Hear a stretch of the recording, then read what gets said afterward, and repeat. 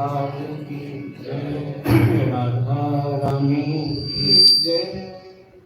भगवान से भावना का तार जितना ही पवित्र और मजबूत होता जाएगा, उतना ही आपके जीवन में निखार आता जाएगा। और आप ये निश्चित समझ लीजिए कि लंबी आयु का उतना महत्व नहीं है भक्ति मार्ग में, जितना समाज में प्रतिष्ठा के लिए होता है। समाज में जो होता है, इनकी उम्र इतनी ज्यादा है तो सब लोग प्रणाम करो, लेकिन भक्तों बचपन में भक्ति मिल गई तो बचपन का वो साधकीकरण नहीं हो जाता है। और एक बात मैं और बताऊँ, अब आपको भक्ति चेतावनी सुनाना शुरू कर दूँ, क्योंकि आज का मेरा कार्य भी वो अभी होना है। तो आप ये समझ लीजिए कि आपका एक नया जन्म हो जाता है जिस दिन आप मानसिक रूप से दीक्षा प्राप्त अपने को मान लेते हैं। हाँ, ये भावना प्रधान विषय है, केवल कर्मकांड प्रधान नहीं होता है। बहुत कंसंट्रेट माइंड होकर के आप सुनेंगे और सावधान होकर बैठिए, सावधान होकर के बैठिए और एकाग्रता से सुनिए। आयु का उतना बड़ा महत्व नहीं है जितना आपकी भक्ति साधना का महत्व। आयु को भूल नहीं पाते। और कितने ऐसे होते हैं कि लंबी लंबी आयु पा करके वो मर जाके कोई जानता ही नहीं। जानने से मतलब कि उनकी कोई स्थिति उनकी नहीं होती। तो आपने दीक्षा जिस दिन लिया ईमानदारी से, लेकिन दीक्षा भी हर आदमी के लिए नहीं होती। कोई तो देखा नहीं कि भीड़ चल रही, लाइन चल रही, लाइन इसलिए ले लिया कि हमको लोग कहेंगे कि तुमने क्यों नहीं लिया, तुम ही सबसे गए भी थे निकले। और या तो देने वालों ने उसको ज्यादा कहने वाले भी एजेंट होते हैं उस बात में। तो आप मन से मान लिए मैं दीक्षा संपन्न हो गया। अब विधि का मत देखो कि इस विधि का पालन हुआ था कि नहीं, कान में मंत्र दिया था नहीं, मुद्राएं तब तो छुआई थी, मुद्राएं होती हैं तब तो मुद्राएं वो लगाई कि नहीं, और कंठी गले में नहीं दी थी या दी थी, या मंत्र में कुछ दे रखे, वो सब नहीं देखना चाहिए। भाव प्रधान चीज होती है। आप जिस दिन दीक्षा संपन्न हुए उस दिन से आपका नया जन्म होता है। एकदम नया जन्म होता है, केवल बॉडी वही रहती है, अंदर से रूपांतरण हो जाता है, अंदर से नवीनता हो जाती है, शरीर वही रहता है। और आप इस बात को अपने हृदय से स्वीकार करोगे तो आपका नया जन्म मान लेते हैं भगवान भी, और संत जन भी, गुरुजन भी मान लेते हैं, परमात्मा कबूल कर लेती है। आज मैं इसी तरह की चेतावनी आपको बनाने जा रहा हूं। तो एक चतुर्भुज नाम की भक्त चतुर्भुज, वो नर्मदा नदी को मध्य प्रदेश में जाता है, उनके किनारे गोंदवाना नाम की एक जगह थी, वहां रहते थे चतुर्भुज। उन्होंने देखा, बचपन में ही भक्ति में लग गए, उन्होंने देखा कि उस क्षेत्र में बहुत दूर तक सब लोग काली के उपासना, काली की उपासना को मैं बुराई नहीं कर रहा हूँ, सावधानी रखें, काली की उपासना करके रामकृष्ण परमहंस ने उनके मार्ग, मैं उनकी बुराई काली की उपासना में नहीं कर रहा हूँ। उसमें तमोगुणी जो उपासना होती है, बकरा मार के चढ़ाना, शराब की बोतल चढ़ाना, ये जीव जंतुओं की बलि करना, ये तमोगुणी उपासना है। इससे व्यक्ति में सत्वगुण नहीं रह सकता है, क्योंकि और सत्वहीनता के कारण उसी को लोग अपनी भक्ति मान लेते। वो गोंडवाना क्षेत्र में अनपढ़ और सत्संग विहीन जनता उसी को सबसे बड़ी पूजा मानती है। दुर्भाग्य से बंगाल में भी कई जगह ऐसा है कि नवरात्र में बकरे मारकर देवी को चढ़ाते हैं और खाने के लिए अपने तो कहते हैं देवी की भक्ति, ये भक्ति नहीं होती। तुम्हारा भी चतुर्भुज जी भगवान कृष्ण के भक्त थे, रोजाना भागवत का पाठ करते थे। इन्होंने देखा हमारे क्षेत्र में गोंदवाना क्षेत्र में काली की उपासना के नाम पर अत्याचार, हिंसा, मांस भक्षण यही सब चल रहा था बड़े दुखी हुए। फिर इन्होंने संतों की सेवा अपने घर की संपत्ति के द्वारा अपने अनाज, उनके खेत बहुत सारे खेत थे उनके, और खेत में जितना अनाज होता था सब संतों को बड़े भाव से उन्होंने उन्होंने भक्तों को बुलाना शुरू किया। कीर्तन, भजन, सत्संग, रोजाना होना, भगवान का भोग, सबको प्रसाद को मिलता था। धीरे धीरे आम जनता के लोग तो वो लोग भी आने लगे जो काली के उपासक, तो उनके सत्संग से उनकी बुद्धि सुधरने लगी। और काली के उपासकों ने समझ लिया कि हम लोग गलत मार्ग में थे, जीव हिंसा भगवान को प्रेम नहीं। चैतन्य महाप्रभु ने कहा जीवे दया नामे रुचि वैष्णव सेवा, तीन चीज बहुत जरूरी। तो जीव के ऊपर दया होगी तो कैसे मारेगा कोई? जब वहां के क्षेत्र में सुधार होने लगा तो संत लोग बहुत आने लगे। तो कुछ लोग उनके खेत की रखवाली करते थे। तो संतों से भगवान के कारण कितना उनका प्रेम था। ये उनके खेत में एक दिन मटर की फली और जो लोग खाने योग्य पदार्थ होते हैं जो वहीं तुरंत के तुरंत खा सकते हैं, कुछ फल के वृक्ष भी जैसे केला के, तो भूखे संत लोग कहीं से आए, पैदल चलने का जमाना था, वो लोग उस खेत में फली और फल जो मिला वो खाने होने लगे। तो सेवकों ने रोका कि महाराज ये आप नहीं कर सकते, मनमानी आप लोग ऐसे तोड़ने खाने लगे। बोले संतों ने पूछा किसका है थे? तो चौकीदार ने कहा कि चतुर्भुज भक्त का है, चतुर्भुज भक्त का। तो संतों ने कहा फिर तो हमारा ही है, फिर तो हम खाएंगे। महाराज खूब आराम से संतों ने हमारे नाश्ता शुरू कर दिया बाबू। अब जब ये खबर पहुंची चौकीदार के द्वारा भक्त चतुर्भुज के पास, महाराज सब लोग माने रहे, सब खेत में से खा रहे हैं जितना मिल रहा है, मुख्यमंत्री तोड़ तोड़ के, और हमने कहा ये भक्त चतुर्भुज का खेत है, तो सब साधु हंसने लगे कि फिर तो हमारा ही है, तो खाए। चतुर्भुज महाराज बड़े प्रसन्न हुए, इस बात से प्रसन्न हुए कि आज संतों ने खेत हमारा वाला अपना मानकर हमको भी अपना मान लिया। संतों ने हमको अपना मान लिया, अपना लिया। अब हम संतों के हो गए तो क्या चिंता, तो आनंद हो गया। महाराज घर से मिष्ठान लेकर के दौड़े, चतुर्भुज जी मिष्ठान लेकर के, गुड़ लेकर के, नाश्ता लेकर के घर से दौड़े और खेत में पहुंचे।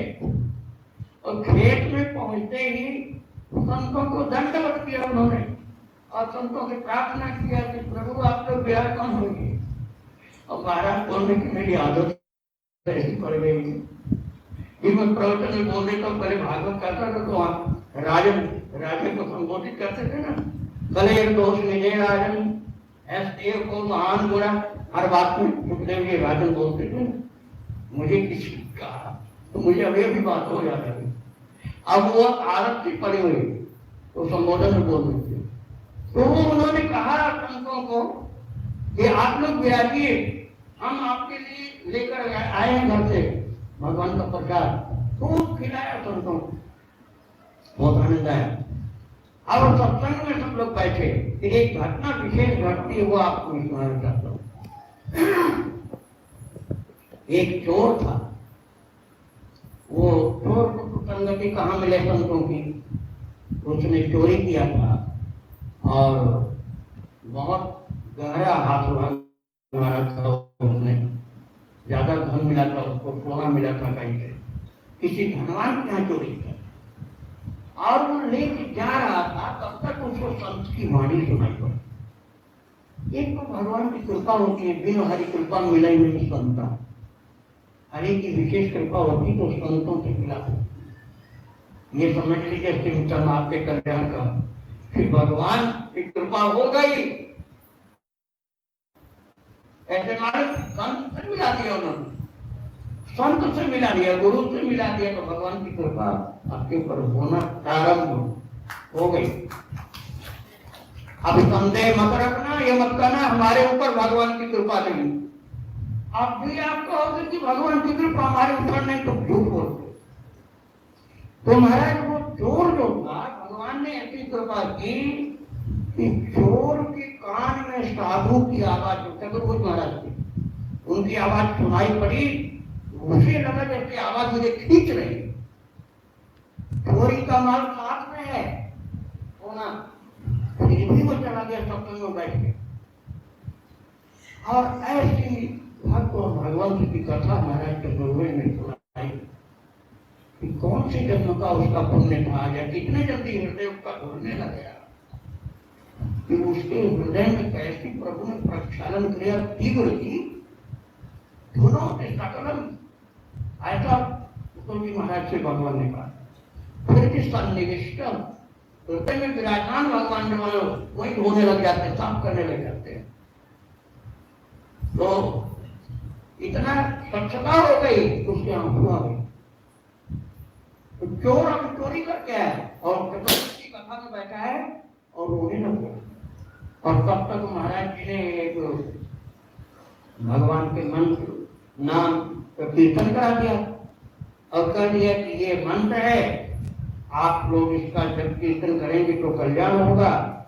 और ये भी बता दिया कि आपकी दीक्षा जिस दिन होती उस दिन आपका नया जन्म हो जाता है। महाराज उस चोर ने ये मान लिया कि मेरी दीक्षा हो गई।